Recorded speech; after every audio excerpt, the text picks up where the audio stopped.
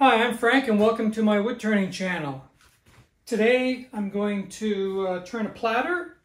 This thing's about 13-inch square, so I'm going to turn a round platter out of this. And the shape I'm looking for is something like this. It's going to be an Ogee shape, so the bottom will come down and then scoop back around. I'll use a mortise in here with some dovetail jaws. And I'll put a couple of beads on the outside. Yeah, so that's kind of what I'm aiming for. Should be interesting.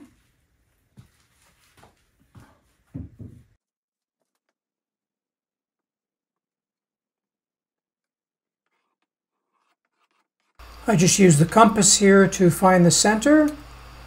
I find that's the easiest way. Then once it's marked, the circle is marked, then I'll just take it over to the bandsaw and turn it to an approximate circle.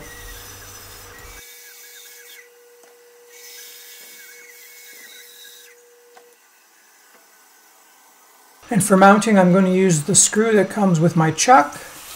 So I drilled a 3/8 inch hole, and now here I'm just installing the screw into the chuck.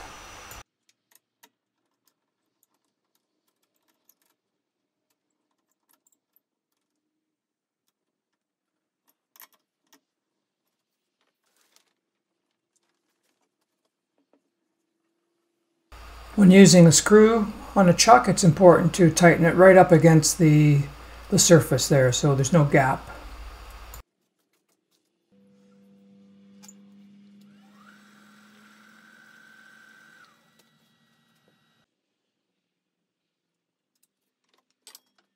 And just before I start, I'm just going to do a quick sharpening of my bowl gouge.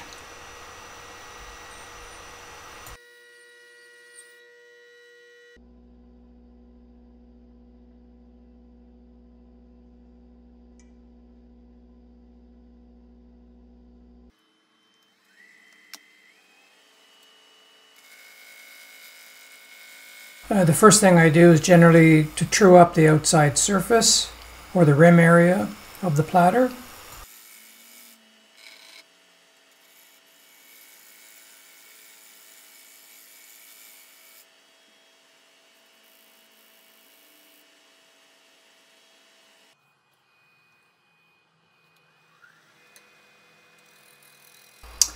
And then next I'm going to just flatten off the bottom area of the platter as well.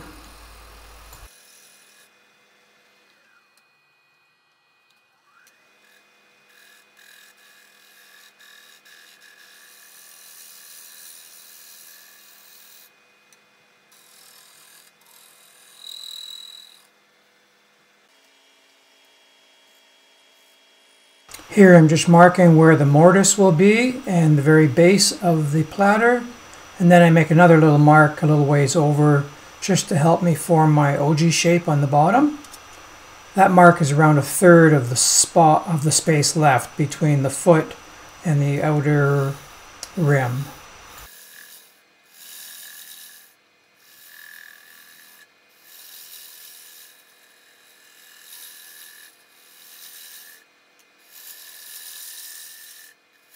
Now I just form a concave area. Just getting to the thickness and the shape I'm looking for there. And I'm just using a series of different cuts. Some pivoting cuts, some pull cuts, some push cuts.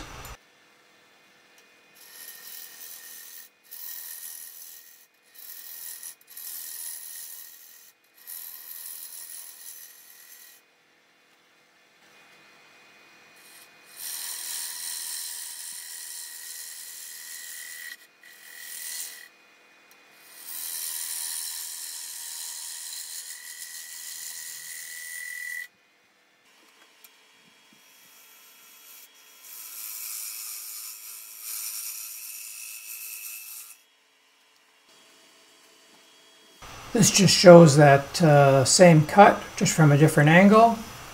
I'm just taking a nice slow cut to form that concave shape.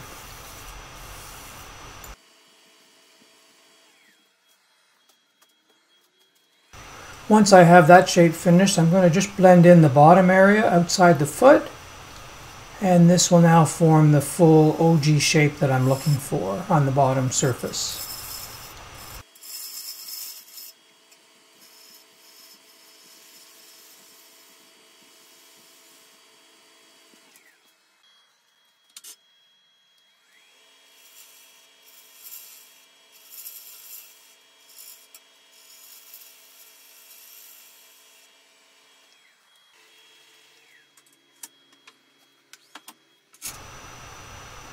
So next I'm just going to form the mortise in the bottom, and it's just going to be set up so that my dovetail jaws will work for that bottom area.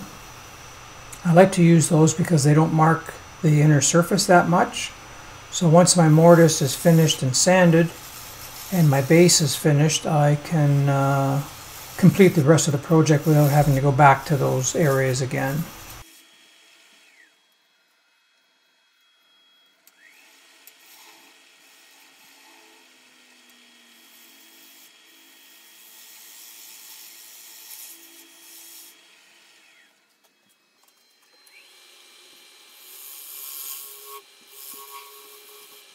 I just use a skew on its side to make the dovetail, and then I'm just using a negative rake scraper to get rid of any little lines or grooves.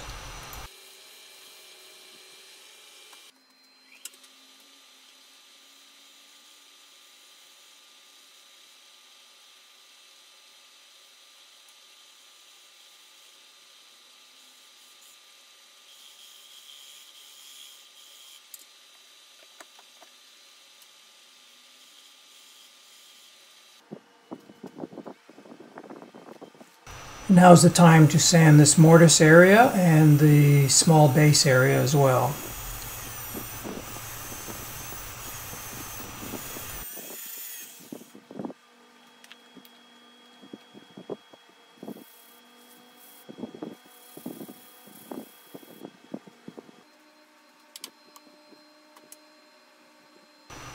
Now we switch things around, and I'm going to work on the front of the platter. So I'm changing from the previous chuck to a dovetail chuck in an expansion mode.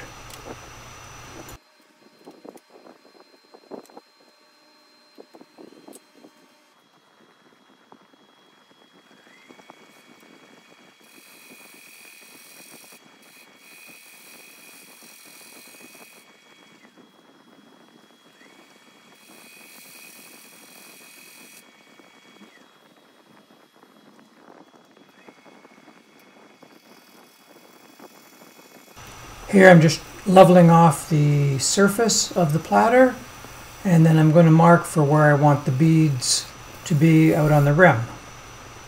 And I just do this by eye. I didn't really measure anything.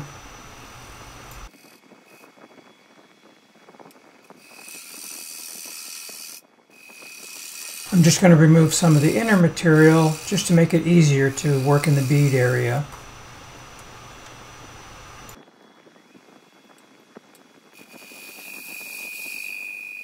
I will remove a little bit of material in between the beads using my bowl gouge.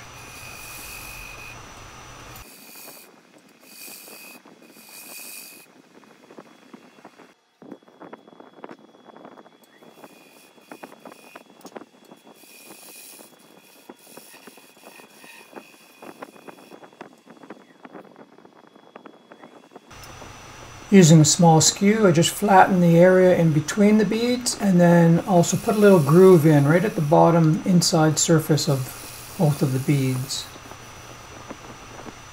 Next, I'm just going to texture it using a wire brush. This is probably the simplest way to texture it. There are lots of other ways, but this is quick and easy.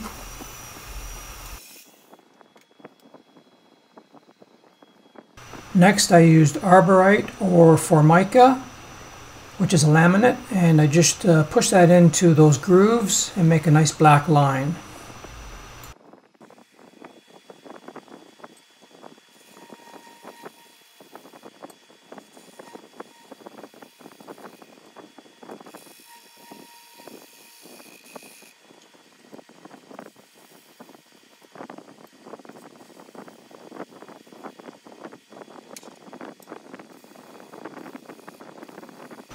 Now to finish off the beads, you can use the small skew just on its side like a negative rake scraper and just scrape the shape. Or if you're a bit more adventurous, you can use a small spindle gouge.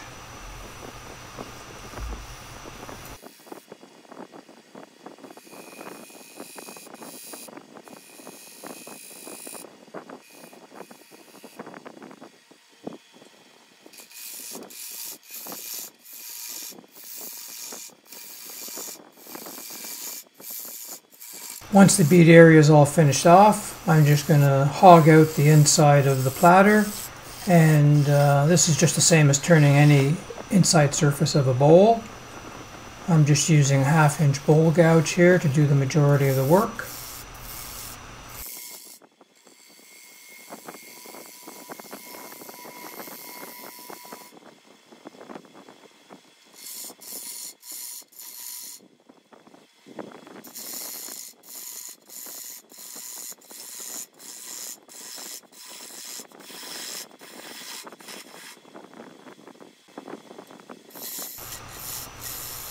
It's always important to keep checking your thickness to make sure you haven't made it too thin, or the opposite, you don't really want it to be too thick either.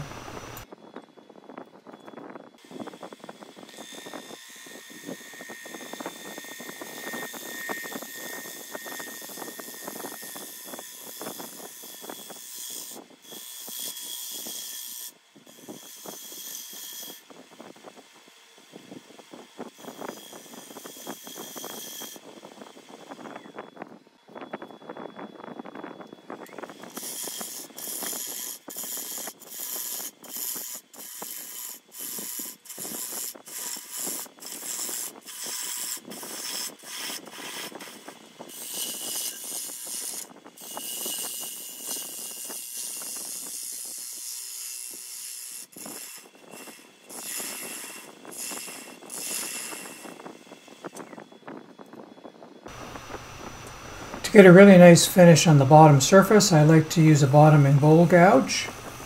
Yeah, this leaves a really nice finish. A little tricky to use at times, but I like using it on the bottom of my bowls.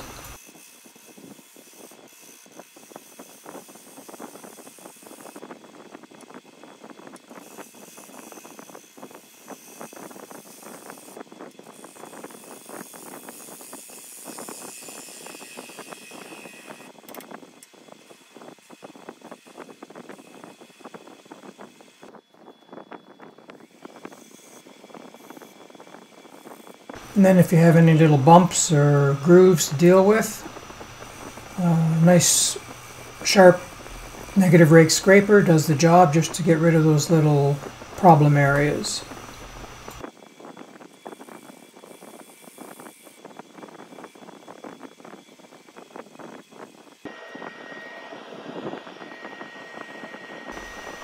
The bead area is just hand sanded, and then once I have gone through all the grits, usually from 120 to 320, and then I'm going to power sand the rest of the platter.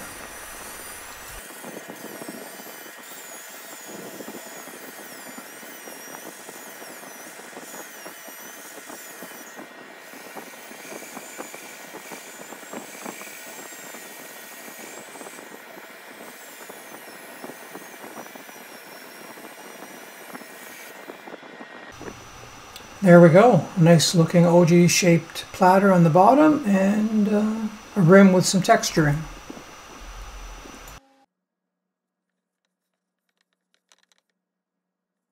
For this project I'm going to finish it off with general salad bowl finish.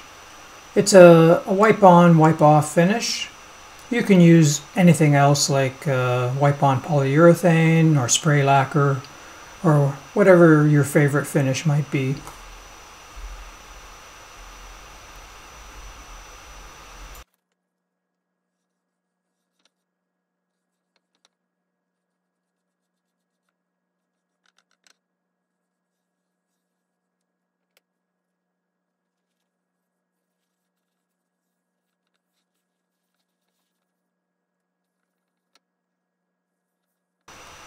Thanks for watching, and stay tuned for some images of the final piece.